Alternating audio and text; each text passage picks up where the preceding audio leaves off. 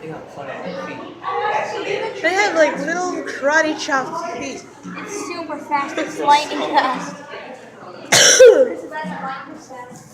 He is moving so fast. It's just I can losing hardly slow keep mo. up.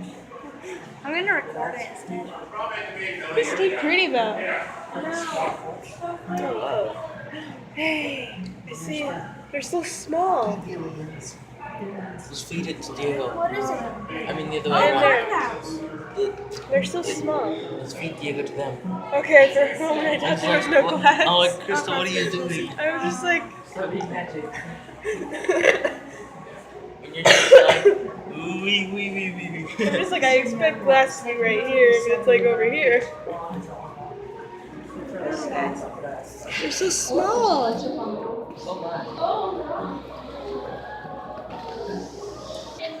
This is so weird. Please do not touch the animals. I don't plan to. Oh my gosh! Look how pretty he is!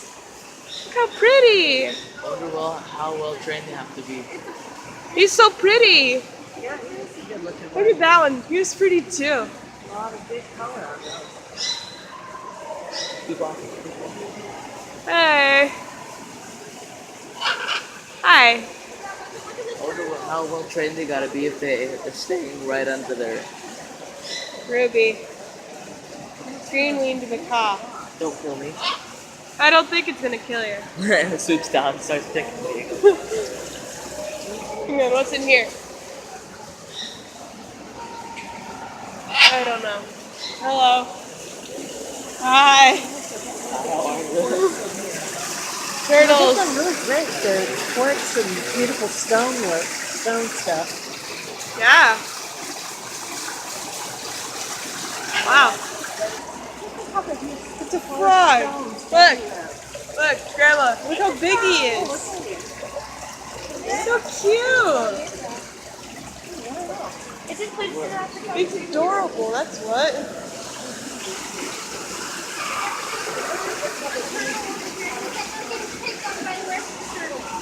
Yeah.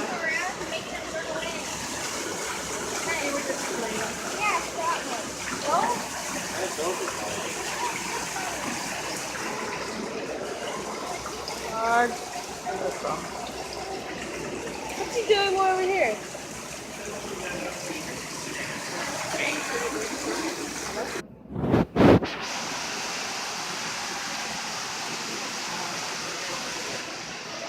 That's pretty. I want to stay behind her. Military macaw. Fancy.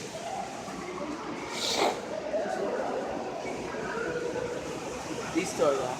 Look at that. He's so cute. They're so pretty. These two are gone. I noticed. Probably somewhere else, like over there. They don't have to be in the same spot.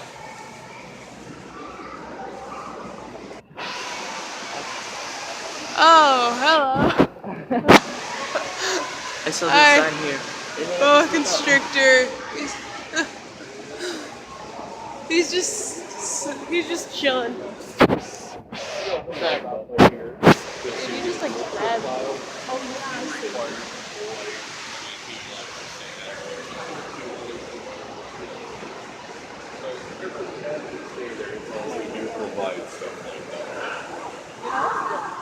Most people are that way too. Right. I saw it. And a couple of our birds, in addition to their toys, they need attention. Oh. Hey, look at it. It's a little finch. Oh, it's hot over there. It's not hot. Because look at there. Oh my gosh. Oh my. Hey. I want to pet him. Aren't you adorable? I want to touch him. No, do not touch. I know. You're not allowed to. There's so many of them. Look at that one. Look, there's a little lizard right over there. See him? Whoa, what kind of lizard? Green. Oh, there he is, right here. Right here. There's another one right there. That's cute. Cool. I just Grandma, don't care. Grandma, do you see Oh, the they're so turtle cute. That's in there. Oh, it's so warm over here. I love it. Look at all the turtles across the One sides was of the buried under there. Yeah, very. No, and there's a turtle in the cave. They're everywhere. I see it. It's so warm.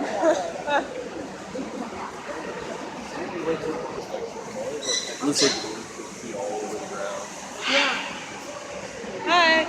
Smile for the camera? No? Okay.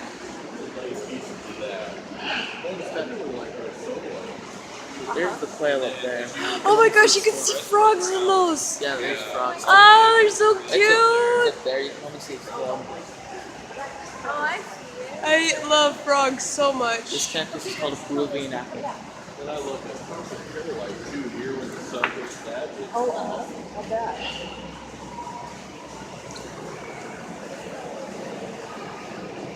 I like that food.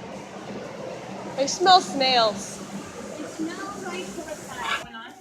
So we do have our prairie dog town. The prairie dogs are located to the right of this building. You just follow the path all the way down and they'll lead you to the prairie dogs.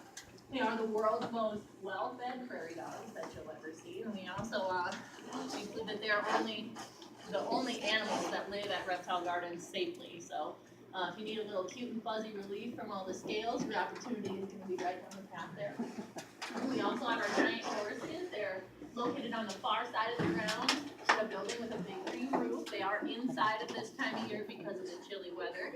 But you do get to go inside with them, inside their building. And if any of them are up close to their fence, you can reach on in through the gates and give them a good scratch on their neck or even touch their shells. We just ask that you be very kind and respectful to those animals. We also have our Sky Dome. That's where we house the entire collection of reptiles. This year, in the last couple of years, we won the Guinness World Record for the world's largest collection of venomous reptiles. And you guys came out at an awesome time of year, where there's not too many people here. So you get to take your time and really look into each cage and learn everything we have to offer for you, instead of feeling rushed by the immense amount of people that come out during the summertime. You also get to see 2 of our shows. So you're at the snake show right now, but we also have a bird show for you guys. And that will begin at 2 o'clock in the same exact building that you're in right now. And that show will give a chance for some of the birds to show off their talents. It will also give you guys a chance to ask any questions that you might have about the birds that live here. And the ladies who handle the birds are extremely knowledgeable, so please ask any questions that you have about anything at Reptile Gardens. And the turtles and tortoises make up the 4th group, and the 5th group is the lizard-like tuatara. And that's a very rare animal, which can only be found on small islands near New Zealand. The tuatara, the crocodilians, and the turtles and tortoises are all very ancient animals. The snakes and lizards are more present day. And today I'm going to spend my time talking about snakes. So how many of you in here like snakes? Wow, that's an awesome show of hands. Good job, guys. Well, how many of you don't like snakes or are really scared of them? Yeah? Okay, I saw your hand go up first. Does that mean you're my volunteer? No. I was just kidding. But I understand that snakes do scare some people, and I hope that after the show you guys appreciate them a little more and realize they do have a really important place here in our world and even right here in South Dakota in our ecosystem.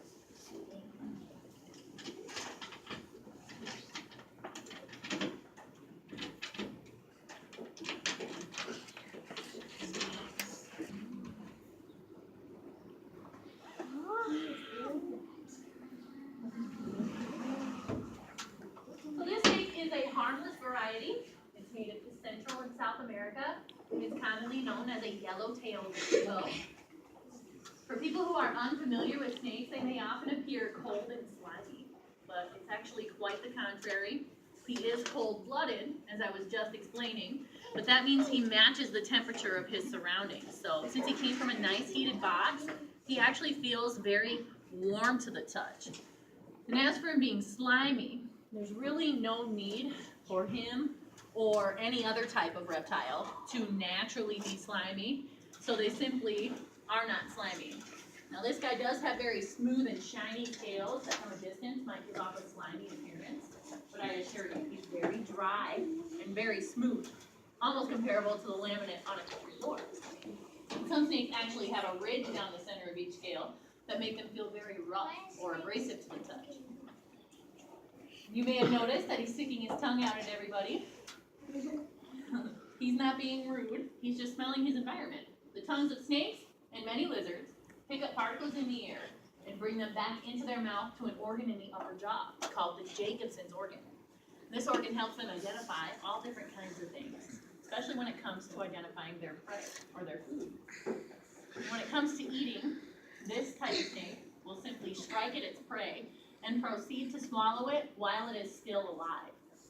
While this may ensure a fresh meal, it does have its drawbacks. The creature being swallowed will probably object to being eaten, and possibly violently so. And this could end badly for the snake or even kill it. So most types of snakes seem to feel that they should kill their prey before they try to swallow it. Probably the least efficient way that I can think of any animal in the world trying to eat ever. That's simply by swallowing another live animal whole and hoping it dies as soon as possible. So a little bit more of an efficient way that a snake will use to kill its prey before it swallows it is through the use of constriction. But when I say constriction or constrictor, you guys automatically picture some huge, gigantic snake in your head, like a big anaconda, possibly a boa constrictor. So that 50% of the entire population of snakes in the world use constriction to help kill their prey. So it's not just limited to the big snakes out there. Even little tiny snakes can use constriction to kill their prey. And that does include our native bull snake and king snake right here in South Africa.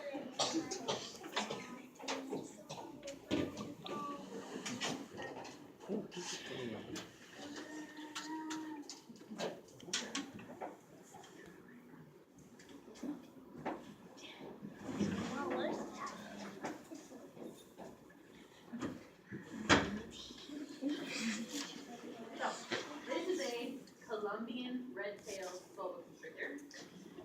Obviously, they are from Colombia. Boa constrictors usually grow to be about 10 or 12 feet in length. I know he's pretty, isn't he? But for some reason, they're often associated with the giants of the snake world. But that's definitely not the case. The reticulated python is the longest snake in the world, and they grow up to be about 30 feet in length. And the green anaconda is the heaviest snake in the world, and they actually weigh in excess of 300 pounds and still reach lengths of up to over 25 feet in length. So while boa constrictors, they are fairly large snakes, they're not one of the giants of the snake world like everyone assumes them to be. When a constrictor wants to kill its prey, it will strike at its prey and bite it first. So constrictors do bite, and they always bite their prey before they constrict, so they can anchor themselves to that prey animal. Once that anchor has been established, the snake will then throw coils around the animal, but so fast that it's almost a blur. The snake will then proceed to squeeze extremely tight with its entire body around that animal. It will squeeze tighter and tighter until the animal within its coils is forced to exhale or let out a little bit of air. Once that animal exhales, the snake then further tightens up so that soon the animal is unable to inhale any longer and it will shortly die of suffocation. This process also causes a very rapid drop in blood pressure in the prey animal, leaving the heart no further room to beat in the chest cavity, which is another reason for such a quick death in the prey animal. After the prey has been killed comes the task of swallowing it. Snakes have no limbs, and their fangs and teeth are needle-like, and they point backwards towards their throat. So they can't rip off chunks or tear off pieces of their food, but they can swallow it whole, and this isn't the limitation it would seem to be for them. They have extremely elastic skin and no chin. So they have two lower jawbones that aren't connected at all, and they have two upper jawbones that are very loosely connected. So they can open their mouths extremely far vertically and extremely far horizontally. In fact, the only limit to how far a snake can stretch its mouth open is how far the skin will allow it to stretch. And like I said, their skin is super elastic and stretchy, so it will allow them to swallow something several times the size of their own body's diameter. So take a look at about how wide this snake is at its widest point. It can swallow something twice the size of that, very easily. But here at Reptile Gardens, we feed them something that's about as big around as they are. So he would eat a very healthy sized rat.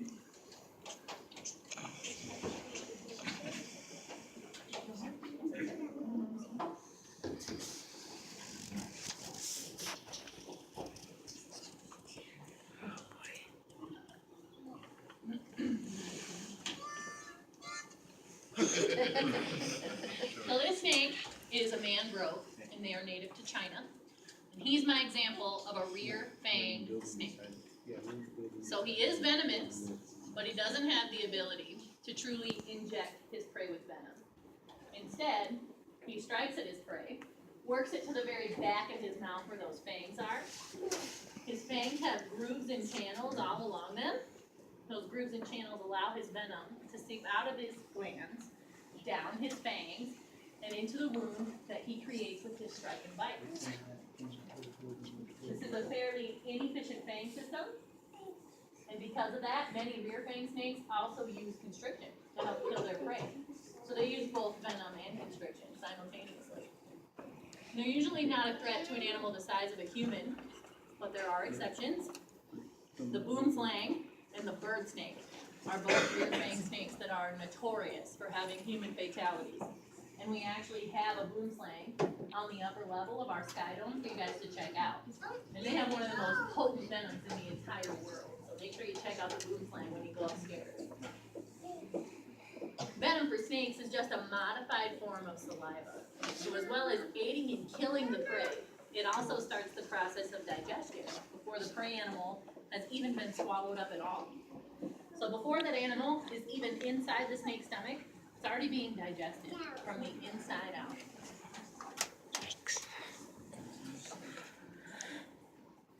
I don't like venomous snakes. I don't think anybody does. Except for maybe other people that really like those kinds of snakes.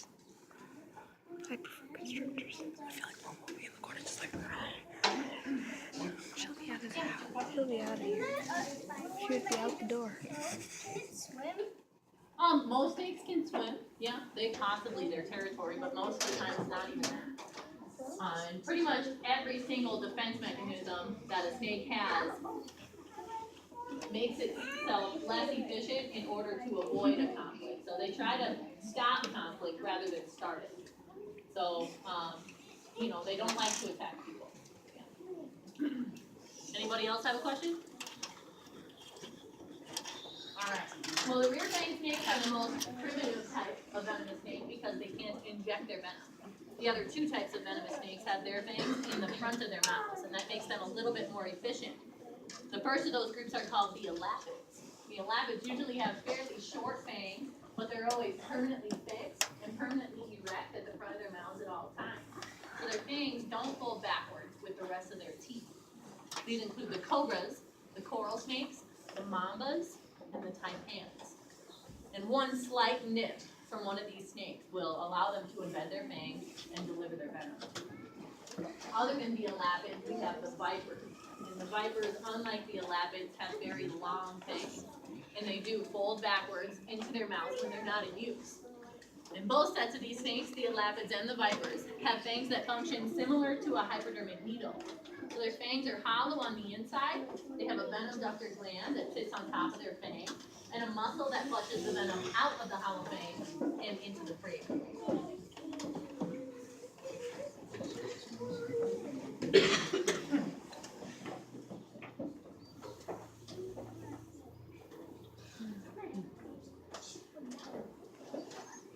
He's so short. Looks like a really sharp black mamba. Does anybody know what type of snake this is? Yeah? No? No? Black mambas are actually gray. The inside of their mouth is black. That's how they got their name. Yeah? No. No, this is actually a snake that lives here in the United States. It's commonly known throughout the southeastern corner of the country as a cottonmouth or a water moccasin. And he is a viper. So right now his fangs, which are very long, are folded backwards into his mouth because he's not using them. Okay, stay up on the bleachers, please. Thank you. So, when a viper strikes, it opens its mouth at about a 180-degree angle, and its fangs will then flick out in front of its face. So that this type of snake doesn't even have to bite its prey in order to embed its fangs. It simply has to strike out. And their fangs can puncture the skin, and they can surely deliver their venom. So the vipers combine the maximum efficiency, along with the least amount of contact with the live prey animal, and it ends up being very deadly for whatever is on the opposite side of the snake. And he's called the cottonmouth because if I were to directly upset or threaten him in any way, he pops and flashes his mouth open as a warning signal. And all along the inside of his mouth is lined with milky white tissue. That milky white tissue contrasts with his dark body colors in the wild, and it helps him ward off all different types of predators. So he's kind of like a reverse black mamba. He's got a white mouth instead of a black mouth.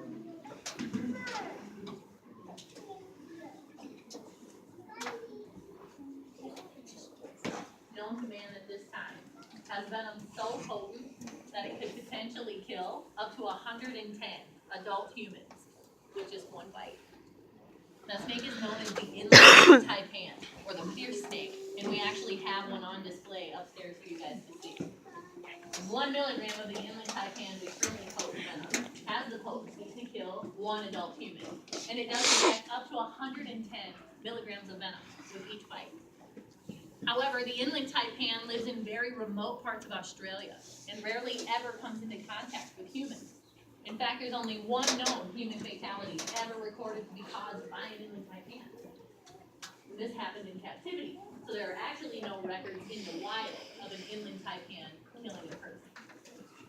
But when it comes to the snake that kills the most people each year, which in my personal opinion would be the world's most deadly snake, that snake must be very common, and also in a very densely populated part of the world, where medical attention isn't always readily available.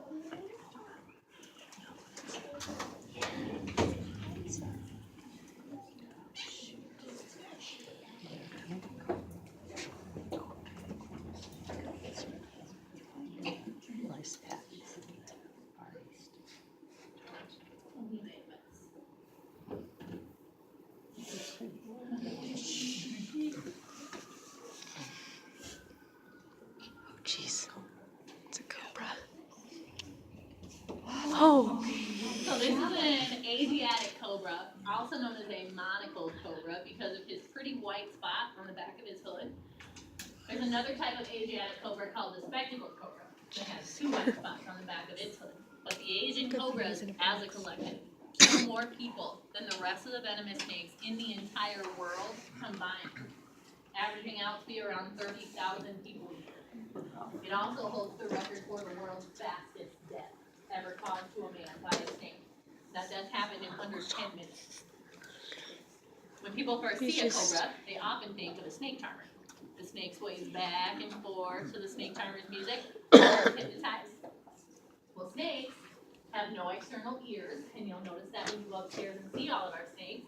So they don't hear music, they don't hear my voice, and they don't hear any sounds whatsoever. But they do see the movement of the snake charmer swaying back and forth. And that's what he follows rather than the sound of any music. The strike of a cobra is a forward and downward motion. And surprisingly, it's relatively slow in comparison to the rest of the snakes in the world. In fact, an alert person could get within striking distance of this very snake, allow it to strike, and back away with time to spare. So I actually have a waiver in my cabinet back here, and I take a volunteer from the crowd. You can come in here with me and we'll demonstrate just how slow the cobra strikes. No. No volunteers today. But if we were to demonstrate the same exact thing with one of our native rattlesnakes here in the United States, we would also be demonstrating first aid for a snake bite. The cobra's most defining characteristic is its hood. Its hood is made out of elongated ribs in its neck region and a little bit of extra skin. It just helps it look a lot bigger and potentially a lot more threatening than something that could possibly Just keeps be pressing a his predator. face against the And I feel like it works glass. fairly well. However, his like I hood want to kill. and his defensive posture are actually what makes his strike so slow. When he's up in his defensive posture, he's really got only one direction to go from there, and that's down. But if he were to stay down and low to the ground,